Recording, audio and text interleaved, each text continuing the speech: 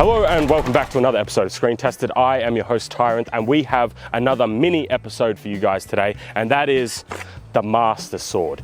Is it a good sword? So this one here is actually not bad in terms of its quality. This is also like a battle ready blade. I'm pretty sure it's like 1085 high carbon steel, spring steel. So it's not bad, and I have fucked up this edge. Like I've eaten up this edge because I did another episode testing it, right?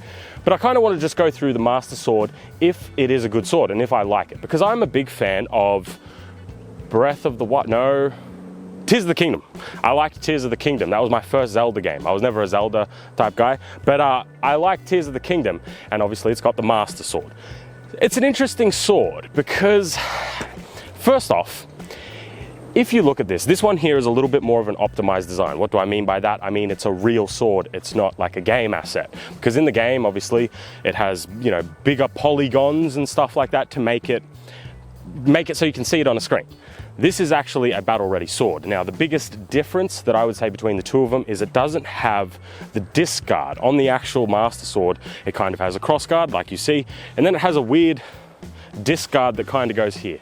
Not a fan of that, don't really like that. The other biggest detriment is it has a round handle. Because it's a game asset, has a round handle. This one here has indexing. This one it's a sword.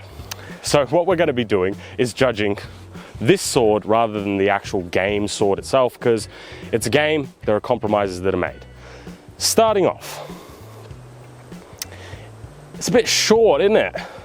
Maybe Link is a little guy, I don't know. But this is a very short sword with a, relatively speaking, large handle.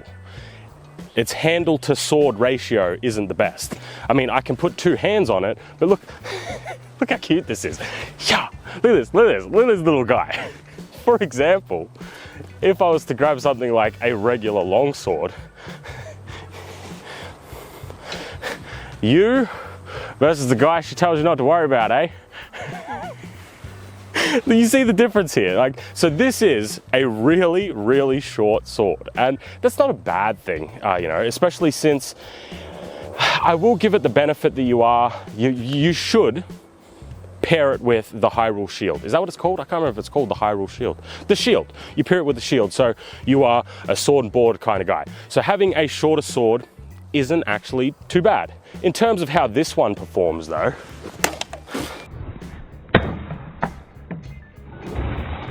not bad, especially since this edge is like all kinds of f***ed up. So I'm actually surprised it was able to make a cut.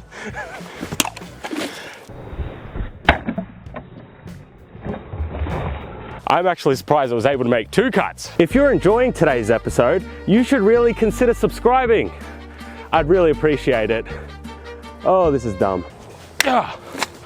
I'm surprised I got that and didn't fuck up my stand. Anyway, back to the sword. So, in terms of the sword design, I actually kind of like it. And there's a couple of aspects that I do like here. This crossguard here is rather aggressive, meaning it can actually catch some blades in there. That is not a bad design for a crossguard at all. As an example, you have your blade. If something was to come down,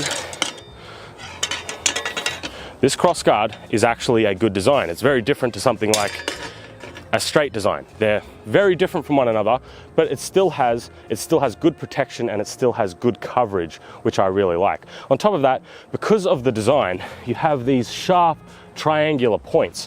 Do I think you're going to catch a blade in there? No, but I would rather have sharp triangular points that maybe might catch a blade than ones that will just slide right off.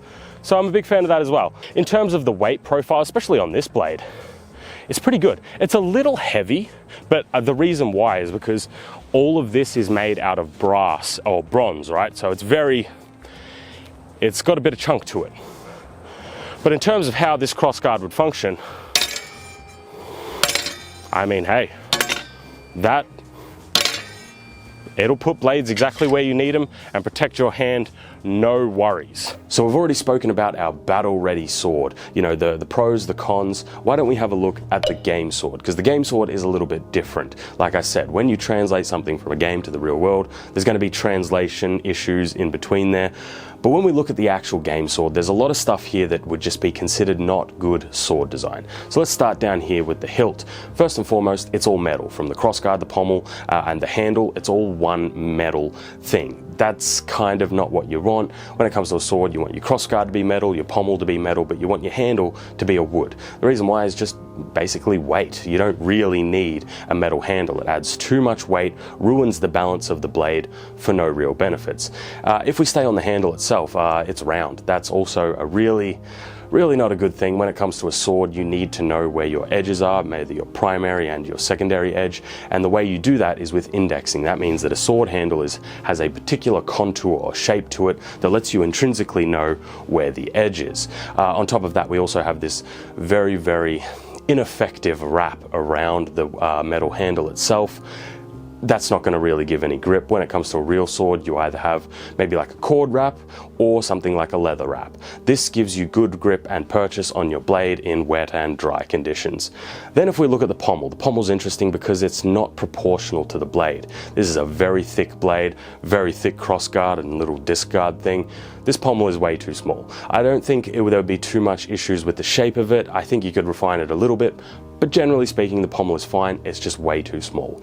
So the balance on this blade would be really not good. When it comes to a pommel, what you want it to do is actually counteract the tip of the blade. So you want to move the point of balance further down so that it feels lighter in your hand and it's also quicker and nimbler.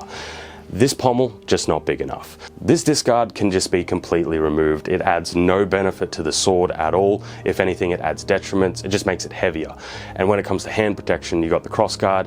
So this discard thing, just get rid of it. It's not useful at all. Then when it comes to the crossguard is a good design, like I said, very similar on the battle ready version. Only big difference is it's way thicker and way chunkier. You could make this a lot thinner and still get all of the same benefits. So that's just too heavy because all that weight concentrated down this portion of the blade is going to make the balance on this thing really bad. Then when it comes to the blade itself, I mean, I don't have too many gripes with the shape or the profile of it, let's put it that way, but the blade geometry itself is ridiculous. It's just way too thick. It's like an axe. When it comes to swords, I think a lot of people will be surprised to know that swords are very thin. There's been a lot of R&D, if we want to put it that way, put into sword blade profile geometry and getting the most strength out of a blade and structure with the least amount of material. So when you look at swords like this that are like this thick, it's completely ridiculous. It's overkill and it wouldn't even be a good cutter or slasher because it's just so thick. It's like an axe. So you could fix that just by making that way thinner. And then in terms of the blade shape, I mean, I don't mind it. It's not terrible. I think it would be really badly balanced, but relatively speaking, I think it would be fine. I actually really like the Master Sword. I think it has a striking look and profile to it. I'm a big fan of it, but I just think it could do some work to bring it into the real world, which is what we kind of saw with the Battle Ready version. But that's going to be kind of my analysis of the Master Sword, the game version at least. Let's head back out there and get back to our thoughts on the Battle Ready version. So an overview of the blade. The handle, rather comfortable. I like it. The pommel isn't too bad. This crossguard, it's a little too chunky, but like it's not that big of a deal. It's still a perfectly functional crossguard. When it comes to the blade, like I said, it's a tad short, but it's not that big of a deal, just a little bit of a longer blade, and I think we'll be golden here. In terms of the blade profile itself, like the geometry, I don't mind it. I think it's pretty cool. Let's do a quick little thrust, see if I like it. That felt pretty good. I got nothing else to say. That felt good. So, the Master Sword. I like it. A reasonable design. Obviously, when I were talking more about a design that you would optimize a little bit more for the real world, but barring that, I think it's a perfectly functional sword, and you would be surprised how many fantasy swords are not. So, Master Sword. I dig it. But that's going to be all for today's episode, a very short mini episode. Thank you guys for watching. I hope you enjoyed. Remember to like and subscribe, leave a comment down below. And if you want to support this channel and this type of content, there'll be links to my Patreon down below. Thanks for watching, guys. And as always, I'll see you next week with another episode. Have a good one.